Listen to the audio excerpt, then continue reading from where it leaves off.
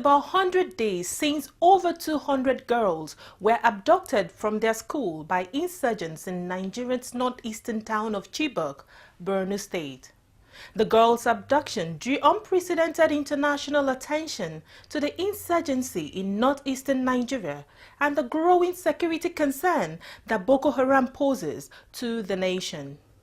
Ever since then, there has been increased pressure from both local and international community on the Nigerian government to rescue the girls. The most recent voice to this call is perhaps that of the Pakistani girls' education advocate, Malala, who survived an attack by the Taliban in 2012 for being outspoken in her support for girl child education in her home country, Pakistan. Malala was in Nigeria to support girls' education and advocate for the release of the Chibok girls. Today on Dateline Nigeria, we will review Malala's advocacy visit to Nigeria and the tone of the citizens as they call on relevant authorities to bring back our girls. My name is Okame Chisomto and this is Dateline Nigeria.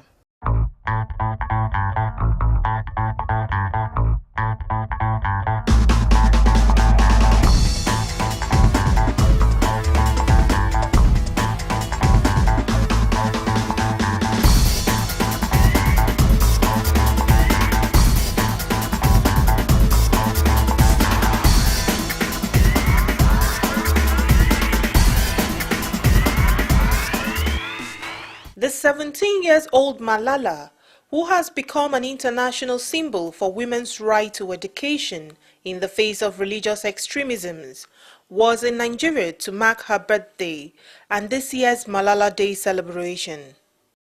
She met with some of the kidnapped schoolgirls who managed to escape and the families of others still missing. This Malala Day is the day for education of every child, and is dedicated to my dear Nigerian sisters who are going through the same brutal situation which I suffered through in my past. 100 days since they were taken, 100 days in captivity, 100 days out of school, 100 days without parents, 100 days under fear. This birthday is not a kind of celebration where I would be having an enjoyment and eating cake and those things. This birthday, I want to celebrate it standing up with my Nigerian sisters and their parents who are right here behind me. Malala Day is a day where we all stand together for those who are voiceless. For those who are voiceless and must be heard. But for things to change, it must be a day of action. Malala also met with Nigeria's President Goodluck Jonathan in respect of the abducted Chibok girls. According to her, President Jonathan said his government is committed to rescuing the girls alive and will provide support to those who had escaped. One thing about today which was very important was my meeting with the Honorable President, Mr. Goodluck Jonathan. I told him that you need to fulfill your responsibility. And your responsibility is to listen to your people. He made two promises to me and to you, to the people of his country. He promised that the government will choose the best option to bring back girls alive and safe. And the second promise he made, which is very important, is that he will meet the parents of those girls who are abducted. The Pakistani schoolgirl who won the European Union's prestigious Human Rights Award and was nominated for the Nobel Peace Prize last year appealed to Boko Haram militants in Nigeria to lay down their weapons and release the girls. And I want to tell Boko Haram, think about your own sisters. Just think for a while. Think about your own sisters. If they suffer through the same brutal and harsh situation, how would you feel? Feel if your sisters are homeless, if they are under the captivity of someone who are so violent and cruel, how would you feel? Those who are under your imprisonment are like your sisters. You should know that Islam gives a message of brotherhood. Islam says that we are all sisters and brothers and we should respect each other's cultures, religions and language that we speak. We should respect each other. So I would request you, lay down your weapons. Release your sisters. Release my sisters. Release the daughters of this nation. Let them be free. They have committed no crime. While stressing the importance of education towards national development, the global advocate, who has continued to advocate for the education of girls around the world, despite death threats from the Taliban, announced the donation of $200,000 from the Malala Fund to support girls' education in Nigeria. Education is the best weapon through which we can fight poverty, ignorance, and terrorism. The road to education, peace, and equality is very long. It's a very long journey. But if we go together, we will achieve our goals. Let us not forget that one book, one pen, one child, and one teacher can change the world. In a country where citizens are often regarded as indifferent in the face of atrocities and bad governance, many Nigerians have remained united in their resilience to demand the release of the kidnapped Chibok girls. Miriam Yakubu Ikunaye is a security consultant and heads the mobilization team of the Bring Back Our Girls campaign in Nigeria. She is my guest today on Dateline Nigeria.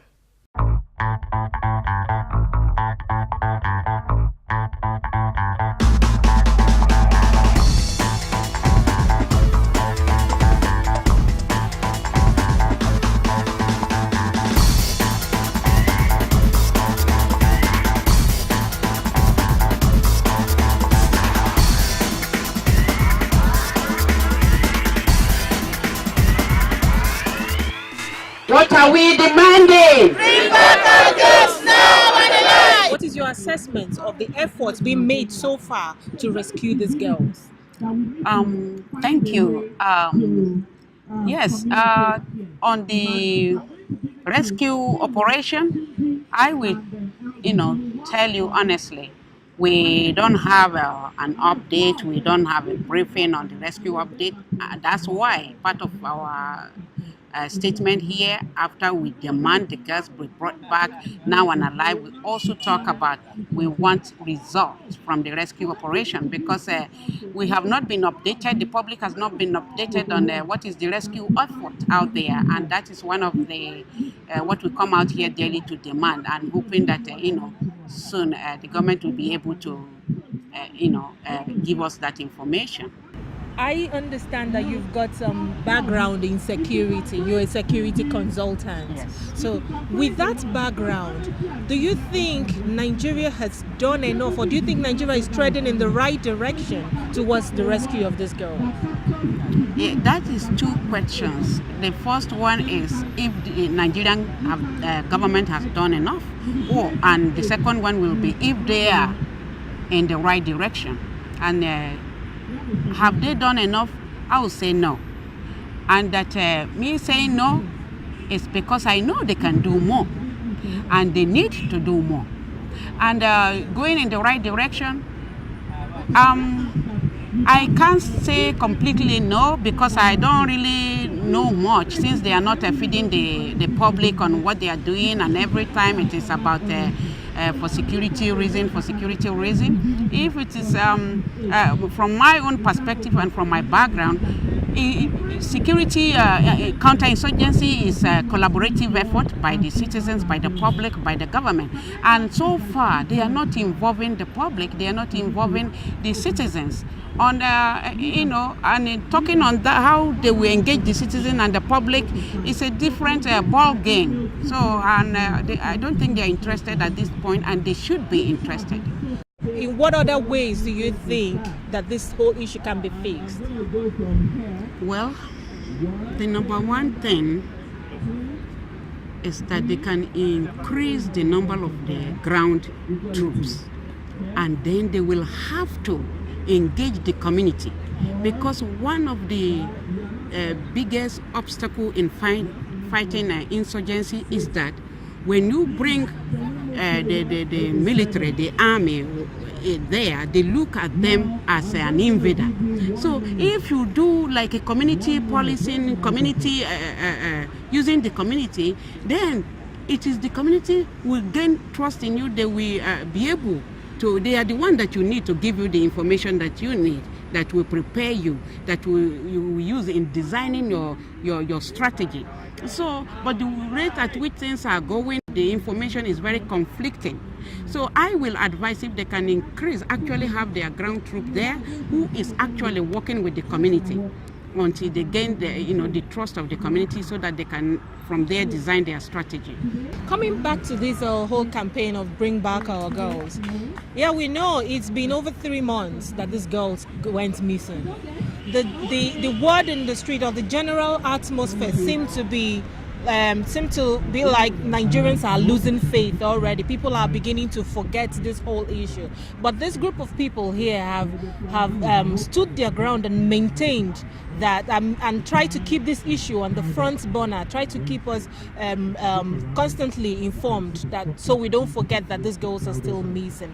Why are you so confident, in spite of everything that's going on and all the promises that probably turned out to be failed and everything? Why are you so confident that these girls will still be rescued? I must commend the group of people that shows up here every day. Nigerians are not used to activism. For these people to be here every day in the sun, in the rain, they are mentally, socially, physically, psychologically, emotionally affected every day as they come here, and they continue to come. I must commend them. And again, for you talking about why do we believe we keep on coming when some people have already lost hope that it's taking too long and the kids and the girls are not here. I have to tell you that when we, the group that you see here, when you see us going away without the girls come back, that is the final loss of faith in humanity. And I don't think any of us, it is not good for anyone, morally, culturally, as an African, is the last thing we will ever do is to lose faith in humanity. We believe they will be back now and alive. So that's why we are here. Beyond just coming here, people gathering here, sitting out and talking about these issues and, generally speaking out about it and expressing probably emotions and proffering solutions. Outside of this place, what more goes on? How will this sit out translate to increased efficiency or increased effort in actually bringing these girls back? For us to come here every day, it's because we believe that these girls will be back, because we are resilient, we are strategic in our mission. But this is the thing. When we come here, the purpose is to keep the pressure on. When we are not here, we continue to keep the pressure on by using the social media, by calling on the phone, by making. Recently, we have tried to start engaging the officials again. That again will be going on while we still come out to sit here. But mainly we engage the social media. We continue to show up here so that ordinary people passing by, the policymaker, that is why we choose this place. It's very strategic. Then they will not be able to forget. There is no day that they passes by here that they don't see us. It's part of what we do to keep the pressure on. That's all we can do as an ordinary citizen.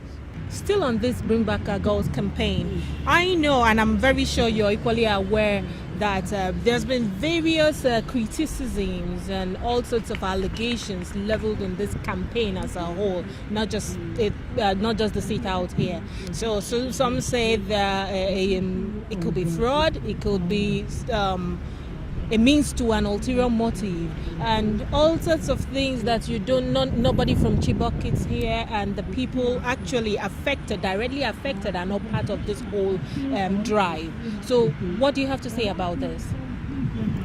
Yes, this is the thing. As I have said before, Nigerian citizens are not used to activism, and to have people like us here in an open space with facing the harshest sun, and when it rains it pours and drenches us, and we are here every day, plus all the harassment that we are going through, and we are still coming. I know it's within the line for them to think there must be something, an ulterior motive going on.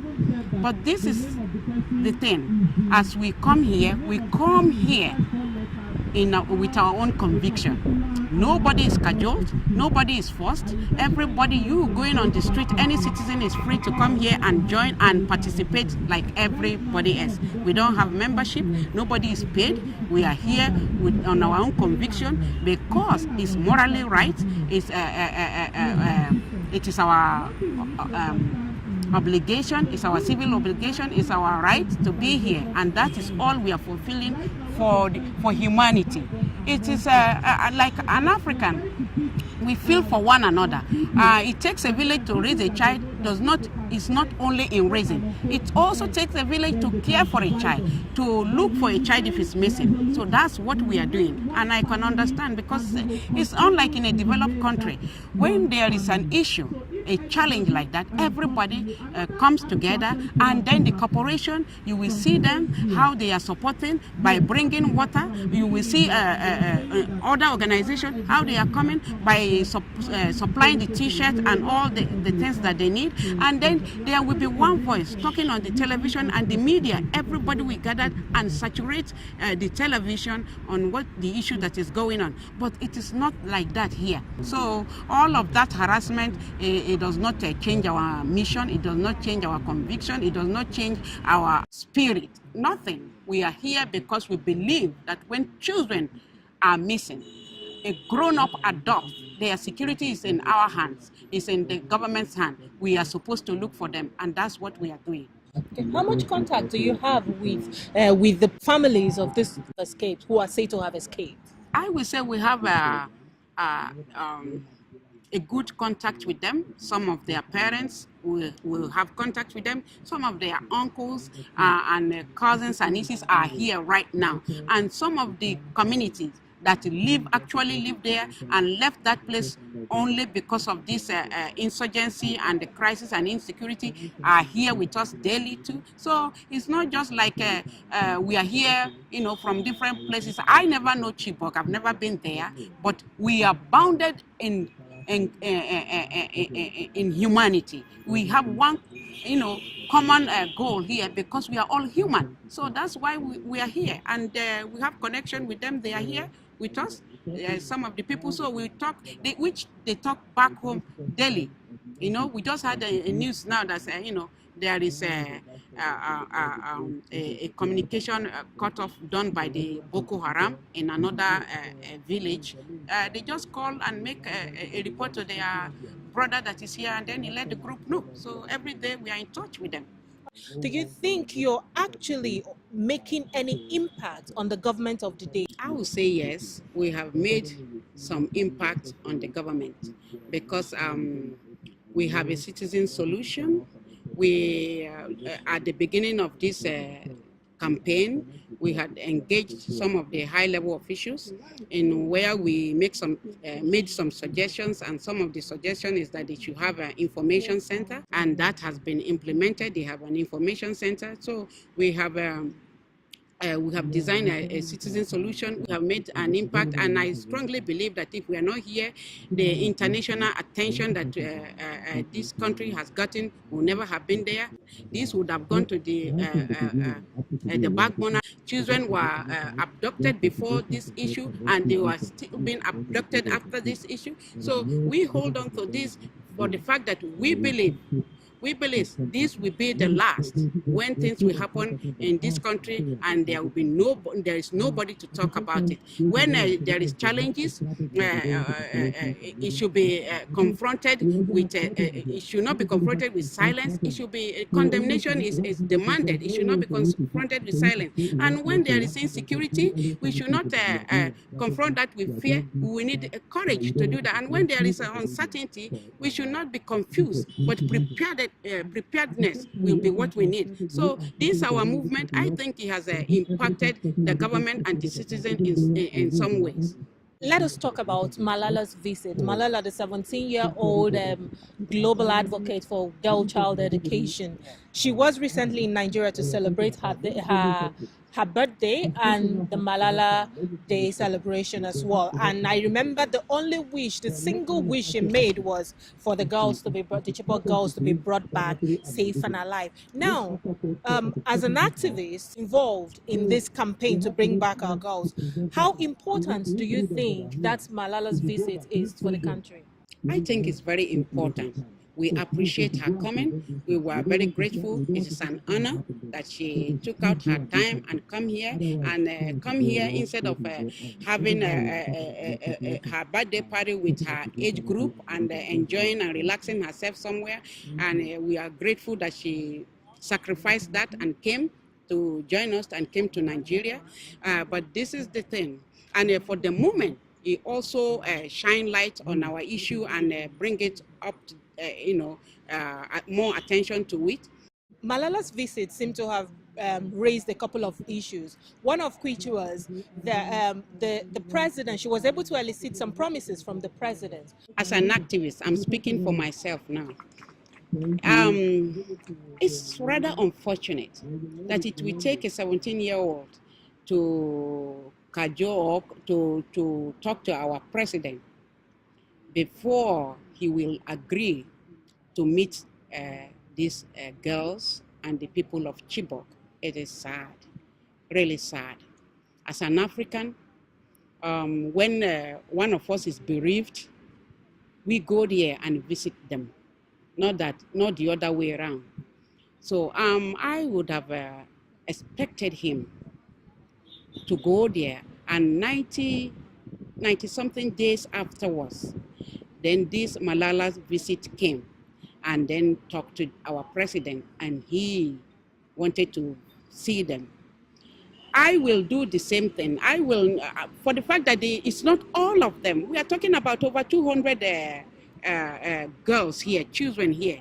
Then if you see 200 children and you think of their father and their mother, you are looking at about 600 people. So if about 12 of them are here, it's not fair. It's absolutely not fair. It is insensitive, to expect them to meet, with the president. And like these few of them is enough to carry the message, is enough to replace the rest. It's just sad. It's sad. It's I think it didn't, it is not well thought out, and it's ill-advised. No, I wouldn't do that, and I will not advise my president to do that if I'm in that position.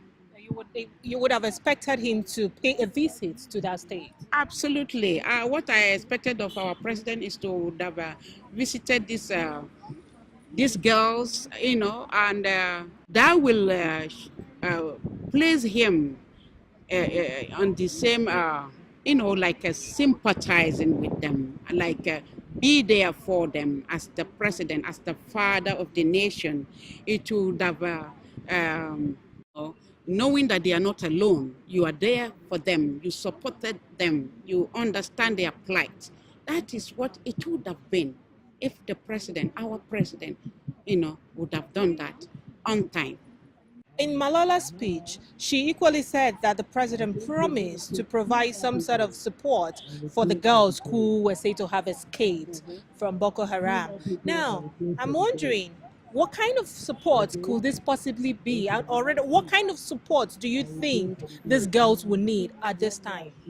They need psychological support. They need assistance, financial assistance. They need their educational assistance. They need all, sorts of supports that the country can give them, that the citizens can give them, that the community, the world can give them. They need a lot of support.